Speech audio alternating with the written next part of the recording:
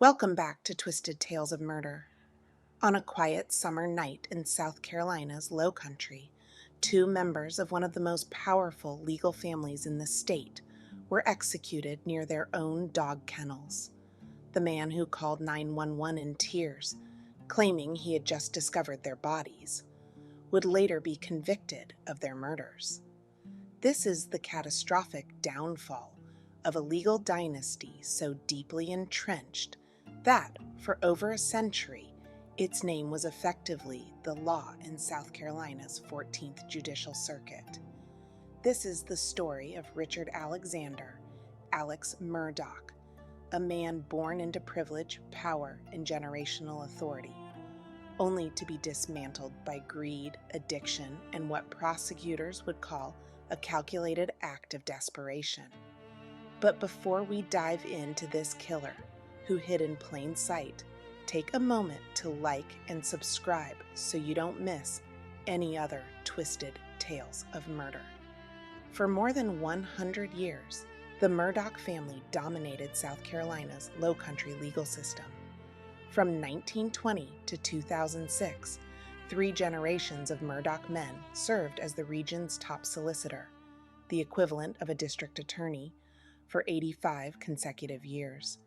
They didn't just work within the system. They shaped investigations. They influenced charging decisions. They cultivated deep relationships with local law enforcement.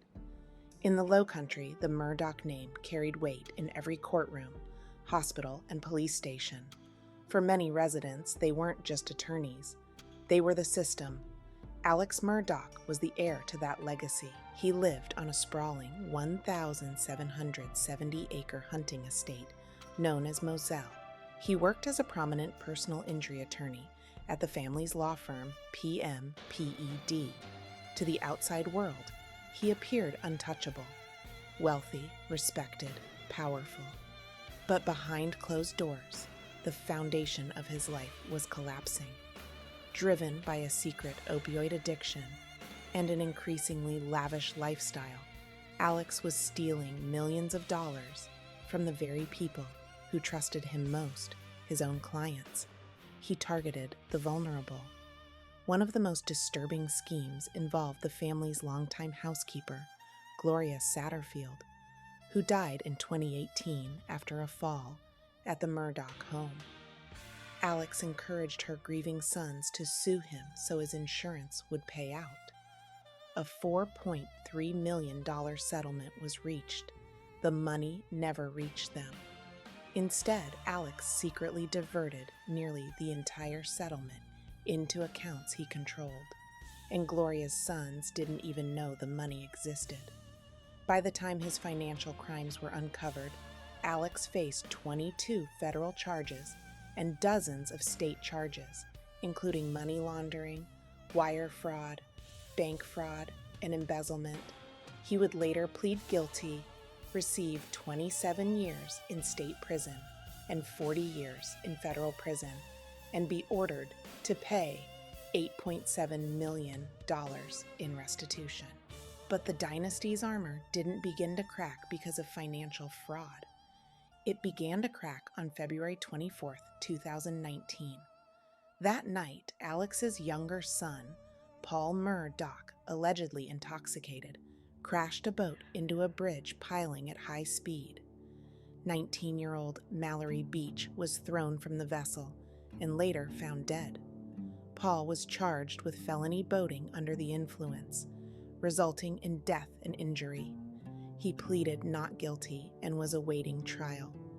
In the immediate aftermath, Alex reportedly appeared at the hospital, inserting himself into the investigation and allegedly pressuring witnesses. Several survivors later testified that Alex tried to steer blame away from his son. For the first time in generations, the Murdaugh name was under intense public scrutiny. Civil lawsuits were filed. Financial discovery loomed. Questions began surfacing about Alex's missing money. By mid-2021, everything was closing in. On the morning of June 7, 2021, the chief financial officer of Alex's law firm, Jean Seckinger, confronted him about $792,000 in missing funds. Exposure was no longer hypothetical. It was imminent. That night, at approximately 8:44 p.m., Paul Murdaugh recorded a short cell phone video at the dog kennel filming a friend's dog. In the background, 3 voices can be heard: Paul, Maggie, and Alex. Tonight, Alex Murdaugh's alibi potentially destroyed by his son's own video. Hit that. Prosecutors revealing a 58-second cell phone video recorded by Paul Murdaugh directly contradicting Alex Murdaugh's story, placing him at the murder scene minutes before his wife and son were shot to death. In the video, you can see Paul going into a pen on the family's property to check on a friend's dog. In the background, you hear other voices. Hey, brother. There's a chick there. Come here. Quick. Murdaugh claimed he didn't go to the family's kennels that night until he found his wife and son's body. I was up at the house. I laid down, took a nap on the couch, probably, 25, 30 minutes. In emotional testimony, close family friend Rogan Gibson recalling how he talked to Paul Murdaugh that night about his injured dog. Paul telling him he'd take a video. Did you hear any other voices? You were on the phone with Paul about 8:40. I did. And what voices did you hear? I heard Miss Maggie, And who else did you hear? and I thought it was Mr. Alec that I heard. Cell phone records show Paul took that video right after that call. Minutes later, he and his mother were dead. Did you ever get that video? I did not. Police later showed Gibson that video from inside the kennel. And what voices did you hear? Paul's, Miss Maggie, Mr. Alec. And how sure are you now? Positive. 100%? That's correct. Prosecutors playing that video for him again in court. Can you point out Alec Murdaugh, the person whose voice you recognize in this video in this courtroom, please? Sitting right there in the graveyard. But the defense pushing back, painting a portrait of a happy family. And they were loving to each other and to Paul and Buster and their friends, correct? That's correct. And can you think of any circumstance that you can envision, knowing them as you do, where Alec would brutally murder Paul and Maggie?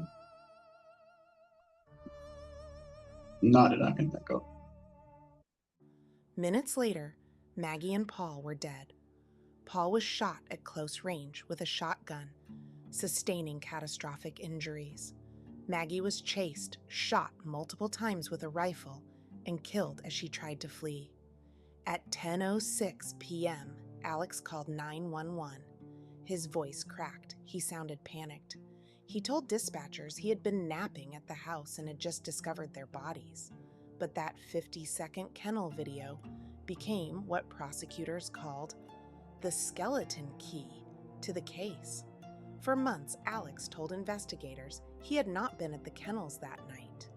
The video proved he was there, minutes before the murders. When confronted, Alex admitted he had lied about his whereabouts, claiming paranoia and addiction had caused him to mistrust law enforcement. Prosecutors argued something far darker.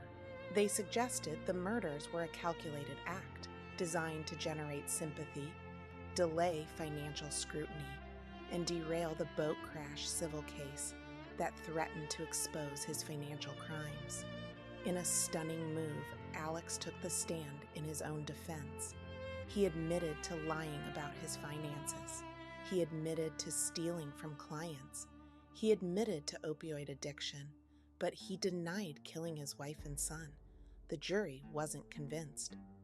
After a 6-week trial in March 2023, the jury deliberated for less than 3 hours before finding Alex Murdaugh guilty of double murder. Presiding Judge Clifton Newman called it one of the most troubling cases he had ever seen and sentenced Alex to 2 consecutive life sentences without parole. But even after his wife and son were dead and his crimes were unraveling, Alex wasn't finished scheming. In September 2021, just 3 months after the murders, he staged his own roadside shooting. He hired former client Curtis, Eddie Smith, to shoot him in the head so his surviving son, Buster, could collect a $10 million life insurance policy. The bullet grazed his skull. The story unraveled almost immediately. Alex was disbarred. His law firm rebranded. The once untouchable dynasty collapsed. Today, Alex Murdaugh sits in a maximum security prison, but the saga isn't entirely over. His defense team has alleged jury tampering by Clerk of Court Becky Hill. As of late 2025, the South Carolina Supreme Court continues reviewing the case for a potential new trial. Whether or not that appeal succeeds, the damage is irreversible. For nearly a century, the Murdaugh family prosecuted murderers. In the end, it was a cell phone video, a kennel, and a web of lies that destroyed them. The dynasty that once controlled justice in the Low Country is now defined by bloodshed and betrayal. Do you believe the murders were premeditated? Or a desperate last act of panic? Let me know in the comments. And until next time, stay safe.